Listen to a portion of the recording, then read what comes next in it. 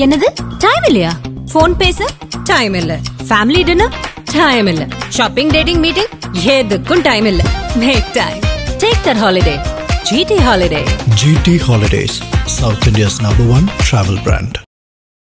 இந்த உலகில் பல தலைவர்கள் பல அடைமொழிகளை பெற்றிருக்கிறார்கள். நம் நாட்டிலும் கூட தியாகச்சுடர், அஞ்சா நெஞ்சன், மக்கள் கலைஞன், ஏழைகளின் ஏந்தல் என தலைவர்களுக்கு நமது சமூகம் கொடுத்த பட்டங்கள் ஏராளம். ஆனால் உலகிலேயே மகாத்மா என்றும் உத்தமர் என்றும் ஒருவர் தனக்கான மிக உயர்ந்த அடைமொழியை பெற்றார் என்றால் அவர்தான் காந்தியடிகள். வெள்ளையர்களின் ஆட்சியிலிருந்து இந்திய திருநாட்டை மீட்க வேண்டும் என்பதற்காக மட்டுமின்றி அமைதியின் மகத்துவத்தை, உண்மையின் வலிமையை இந்த உலகம் தெரிந்து கொள்ள பூமியில் உயிர் கொண்ட ஒரு பொருளாக தோன்றிய ஒரு அற்புதம்தான் காந்தியடிகள். ரத்தமும் சதையுமாக இப்படி ஒரு மனிதர் வாழ்ந்தார் என்று சொன்னால் இனிவரும் காலம் அதை நம்பாது என காந்தியடிகளின் தியாக வாழ்வை பார்த்து வியந்து போற்றியிருக்கிறார் ஒரு வெளிநாட்டு அறிஞர். காந்தியை ஒரு அரை நிர்வாண பக்கிரி என விமர்சித்த இங்கிலாந்து நாட்டின் முன்னாள் பிரதமர் வின்ஸ்டன் சர்ச்சில் கூட அதன் பிறகு தனது கருத்தை மாற்றிக்கொண்டு காந்தியடிகளின் பெருமைகளை போற்றி புகழ்ந்திருக்கிறார். தனி ஒருவனுக்கு உணவு இல்லை என்றால் இந்த உலகையே அழிப்போம் என அதிதீவிர சிந்தனையோடு தனது பெருங்கோபத்தை வெளிப்படுத்தியவன் மகாகவி பாரதி. அதேபோல் நமது இந்தியாவில் பல ஏழை மக்கள் உடுத்திக் கொள்ள ஆடை இல்லாமல் இருப்பதை உணர்ந்து அந்த கணமே தனது மேலாடையை தூக்கி போட்டுவிட்டு வாழ்நாள் எல்லாம் அரை நிர்வாண கோலத்திலேயே ஒருவரால் வாழ முடியுமா? ஆனால் அப்படி ஒரு தியாக வாழ்க்கையை வாழ்ந்து காட்டியவர்தான் மகாத்மா காந்தியடிகள். பாரதியாரின் சிந்தனை கோபமாய் வெளிப்பட்டது, இந்த மகாத்மாவின் சிந்தனையோ யதார்த்தமாய் வெளிப்பட்டது. அதாவது எல்லோரும் மேலாடை உடுத்திக் கொள்ளும் நாளில் நானும் முழுமையான ஆடை அணிந்து கொள்கிறேன் என சொல்லாமல் சொல்வது போல் எடுத்துச் சொல்லி மக்களோடு மக்களாக கலந்தவர்தான் காந்தியடிகள். அதனால்தான் அவர் மகாத்மா என்றும் உத்தமர் என்றும் உலகம் முழுக்க உச்சரிக்கப்படுகிறார், உபசரிக்கப்படுகிறார், எல்லா தலைமுறையினராலும் கொண்டாடப்படுகிறார். அப்படிப்பட்ட அந்த உத்தமரை, இந்திய திருநாட்டிற்கு விடுதலை பெற்றுத் தந்த அந்த தலைமகனை கடந்த 1948 ஜனவரி மாதம் இதே நாளில் மதவாதம் எனும் தலைக்கீறிய மதம் தன்வசப்படுத்திக் கொண்டது. புழு பூச்சிகள் கூட கொல்லப்படுவதை காண பொறுக்காத அந்த உத்தமரின் உடலில் துப்பாக்கி குண்டுகள் துளைத்து உயிரை பறித்தன.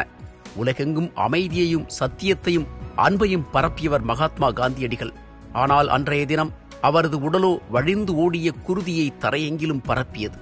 எது கூடாது என்று நாட்டின் மூலை முடுக்கெல்லாம் பிரச்சாரம் செய்தாரோ, எது வேண்டாம் என்று நொடிக்கு நொடி சிந்தித்தாரோ, அதற்கு நேர்மாறாக மதவெறி தலைக்கு ஏறிய ஒரு வன்முறை, அழுக்காகிப் போன ஒரு குரூர சிந்தனை, சத்தியத்தை சிதைத்த ஒரு கொடுவாள் மகாத்மாவின் உயிரை பறித்தது. இந்திய அன்னையை விடுதலை காற்றை சுவாசிக்கச் செய்துவிட்டு அந்த மகாத்மா தன் மூச்சுக்காற்றை நிறுத்திக் கொண்டதன் 78வது நினைவு தினம் இன்று அனுசரிக்கப்படுகிறது. மோகன்தாஸ் கரம்சந்த் காந்தி எனும் இயற்பெயரை கொண்ட அவர் குஜராத் மாநிலத்தின் போர்பந்தரில் கடந்த 1869 பிறந்தார். அவரது வீட்டின் கடைக்குட்டி என்ற சிறப்பு மகாத்மாவுக்கே. தனது 19வது வயதிலேயே கல்வி பயில இங்கிலாந்துக்கு பயணப்பட்டார். பகவத்கீதை புத்தகத்தை படித்தபோது அவருக்கு வயது 20 மட்டுமே. இங்கிலாந்திலிருந்து சட்டம் படித்து நாடு திரும்பியதும் சில ஆண்டுகளிலேயே தென்னாப்பிரிக்காவுக்கு பயணமானார். அங்கு ரயில் பயணத்தின் போது நிறவெறி அவரை அவமானப்படுத்தி மகிழ்ந்தது. அதனை அழித்தொழிக்கும் முனைப்போடு இந்திய காங்கிரஸ் என்ற இயக்கத்தை தோற்றுவித்தார். அதன் மூலம் தென்னாப்பிரிக்காவில் இந்தியர்களின் அனைத்து பிரச்சனைகளுக்கும் குரல் கொடு போராட்ட நாயகனாக உருவெடுத்தார் மகாத்மா. தென்னாப்பிரிக்காவில் இருந்து இந்தியா திரும்பிய குறுகிய காலத்தில் மீண்டும் தென்னாப்பிரிக்காவிற்கு பயணப்பட்டார். உலகில் அரங்கேறிய சமூக அவலங்களை எல்லாம் பார்த்து தனக்கு பொருட்கள் மீது அறவே ஆசை இல்லை என பேசினார். தென்னாப்பிரிக்காவில் இந்தியர்களுக்காக போராடியதால் சிறை தண்டனைக்கு உள்ளானார். விடுதலைக்கு பிறகு இங்கிலாந்து சென்று ஆசிரியர்களுக்கான தனிச்சட்டம் குறித்து பேச்சுவார்த்தைகள் நடத்தினார். வன்முறை போராட்டங்களை விட அறவழி போராட்டங்கள் தான் வாழ்க்கைக்கு தேவை என தன்னார்வலர்களுக்கு போதனைகள் செய்தார். கடந்த 1912 ஐரோப்பிய உடைகளையும் பால் உட்கொள்வதையும் நிறுத்திய காந்தியடிகள் பச்சையான உலர்ந்த பழங்களை மட்டுமே உணவாக உட்கொள்ளத் தொடங்கினார்.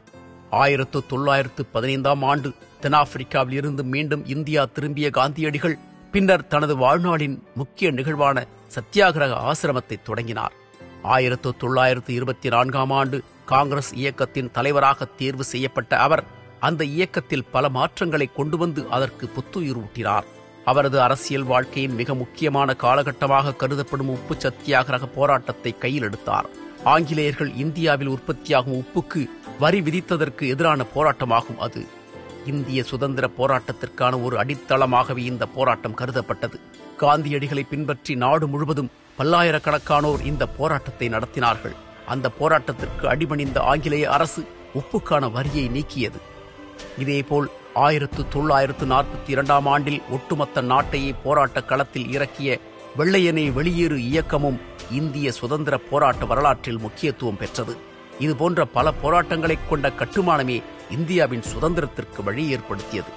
அதற்கு முன்பு வரை போராட்டம் என்றால் ஆயுதத்தை கையில் எடுப்பது, வன்முறையில் இறங்குவது, அடக்குமுறையாளர்களை நேரடியாக களத்தில் தாக்குவது போன்ற நிகழ்வுகள் அரங்கேறும். ஆனால் அவற்றுக்கெல்லாம் முற்றிலும் மாறாக அமைதி வழியில் அறப்போராட்டம் என்கிற ஆயுதத்தை வெள்ளையர்களின் ஆட்சிக்கு எதிராக பயன்படுத்தி வெற்றியும் கண்ட கதாநாயகன்தான் மகாத்மா காந்தியடிகள். அவரது அமைதி வழி போராட்டங்களை கட்டுப்படுத்த முடியாமல் திணறிய பிரிட்டிஷ் அரசு ஒரு வழியாக 1947 ஆண்டு இந்திய தேசத்திற்கு சுதந்திரத்தை வழங்கியது. ஒரு நாடு சுதந்திரம் பெறுவதற்கான அவரது அமைதி வழி போராட்டத்தை பார்த்து உலகமே வியந்தது. இன்று வரை உலகின் பல நாடுகளில் அரசுகளுக்கு எதிரான கோரிக்கைகளை வென்றெடுக்க உண்ணாவிரதம், நடைபயணம், ஊர்வலங்கள் போன்ற வடிவிலான போராட்டங்கள் நடைபெறுகிறது என்றால் அதற்கு காந்தியடிகள் போட்டுக் கொடுத்த அடித்தளம்தான். ஆகவே காந்தியடிகளின் சத்தியாகிரக போராட்டம் என்பது இன்று உலகமே பின்பற்றக்கூடிய ஒரு ஆயுதமாக திகழ்கிறது. இந்தியா சுதந்திர நாடாக மலர்ந்த போதிலும் நம்மிடமிருந்து பாகிஸ்தான் பிரிந்து போனதை நினைத்து அவர் மனம் வருந்தினார். நம்மை விட்டு நமது சகோதரன் பிரிந்து சென்று விட்டான் என நினைத்து அதற்காக துக்கம் அனுசரித்தார். ஆனால் அவரது இந்த உயர்ந்த சிந்தனை மதவாத சக்திகளை வெறிகொள்ளச் செய்துவிட்டது. நாடு சுதந்திரம் பெற்றதற்கு அடுத்த ஆண்டே ஜனவரி மாதம் இதே நாளில் மகாத்மாவை மதவெறி மாய்த்தது. ஒரு பிரார்த்தனை நிகழ்ச்சிக்காக காந்தியடிகள் தயாராகிக் கொண்டிருந்த போது நாதுராம் கோட்சே என்பவன் துப்பாக்கியால் அவரை சுட்டுக் கொன்றான். இஸ்லாமியர்களுக்கு ஆதரவாக மகாத்மா நடந்து கொண்டது பிடிக்கவில்லை என கூறி அவனுக்குள் புதைந்து கிடந்த மதம் பிடித்த மதம் உத்தமரின் உயிரை பறித்தது. எல்லா உயிர்களிடத்திலும் அன்பையும் இரக்கத்தையும் வெளிப்படுத்திய அந்த மகாத்மாவின் உடலைத்தான் துப்பாக்கி குண்டுகள் துளைத்தன.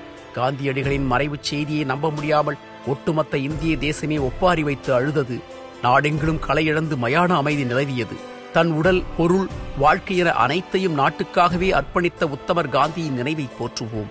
அவர் மறைந்த தினமான இன்று இந்திய விடுதலை போராட்ட வீரர்களின் நினைவாக தியாகிகள் தினம் என போற்றப்படுகிறது. இறந்தும் வாழ்ந்து கொண்டிருக்கும் கடந்த நூற்றாண்டின் கதாநாயகன் நமது தேசத் தந்தை உலக உத்தமர் காந்தியடிகளை என்றென்றும் நம் நெஞ்சங்களில் வைத்து கொண்டாடுவோம்.